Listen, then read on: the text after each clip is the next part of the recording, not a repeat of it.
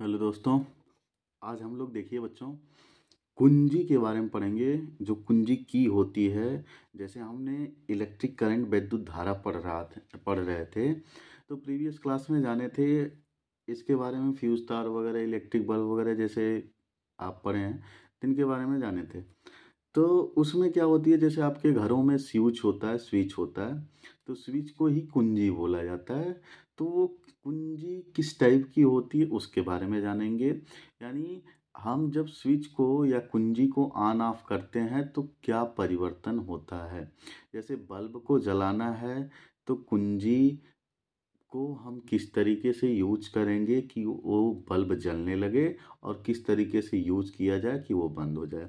तो कुंजी हिंदी में, इंग्लिश में की बोलते हैं, हिंदी में कुंजी। कुंजी दो प्रकार की होती है, एक प्लग कुंजी, दूसरी एक टैपिंग की, एक दाब कुंजी होती है।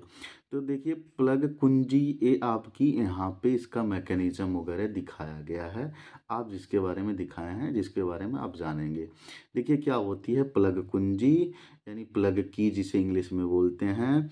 ये क्या होती है, लकड़ी या एवोनाइट की बनी हुई एक प्लेट होती है, जिस पे क्या होती है, दो पीतल की क्या लगी होती है, ये साइड में इस तरीके से पिन लगी होती है, पिन कह सकते हैं। और एवोनाइट की ये टोपी लगी होती है, ये भी क्या होती है, जो प्लग, यही प्लग है और यही प्लग की है, यही की इसी में लगाया जाता है। ये किसकी बनी होती है, पीतल की। इन दो पीतल के पिनों के बीच में क्या होता है, ये प्लग को लगा देते हैं। अगर प्लग को लगा देते हैं तो परिपथ क्या होता है, सर्किट ऑन हो जाता है। सर्किट में धारा प्रवाहित होने लगती है, जिससे उपकरण क्या होता है, चालू हो जाता है, जैसे बल्ब जलने लगता है। ठीक है ना। और जो देखिए ये पीतल होती है, ये सुचालक होता है, लेकिन लकड़ी या ये बोनाइट क्या होती है, कुचालक होती है। किसकी, विद्युत की। अब विद्युत की सुचालक कौन होता है, पीतल होता है। और ये पीतल की प्लग लगा दी जाती है। देखिए वायु भरा रहता है, मतलब इसके बीच में वायु का भरा रहता है, कहने का मतलब जब निकाल देंगे तो वायु रहता है इस तरीके से, इसलिए धारा नहीं बह सकती है, क्योंकि वायु विद्युत का अचालक होता है। ठीक है ना। जब इसमें हम पीतल लगा देंगे, पीतल की प्लग को लगा देंगे, जो एवोनाइट की टोपी लगी होती है, जब हम प्लग लगाते हैं तो यहाँ पे एक वायर जुड़ा होता है, इससे एक वायर जुड़ा होता है जो इलेक्ट्रिक करंट से जुड़ा होता है। और इलेक्ट्रिक करंट से एक तरफ जुड़ा होता है, एक तरफ से क्या होता है, उपकरण में जुड़ा होता है। जब हम इस प्लग को लगाते हैं तो ये पीतल पीतल तीनों सब सट जाते हैं, यानी टच कर जाते हैं। इसमें धारा प्रवाहित होने लगती है, सर्किट एक एक सर्किट बन जाता है, जिस परिपथ बनता है, और इस परिपथ के द्वारा जो उपकरण जुड़ा होता है वो क्या होता है, चालू हो जाता है।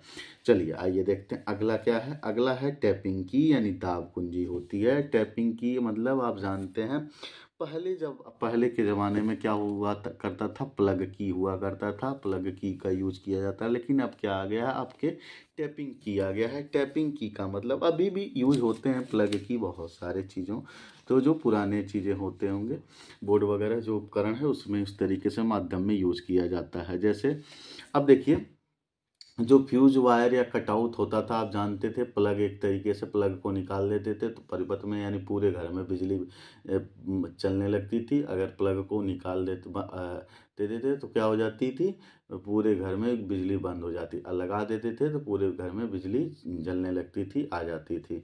तो वो चीज़ें, वो पथरी वाला होता था ऊपर से, और पीतल की टोपी वगैरह लगी होती है। पीतल की टोपी नहीं, एवोनाइट की टोपियाँ लगी है, वहाँ पत्थर की होती थी, पथरी जिसे बोलते थे, उस तरीके से। चलिए आइए देखते हैं टैपिंग की क्या होता है, दाब कुंजी क्या होता है। टैपिंग मतलब आपके घरों में देखिए लगा होता है चीज।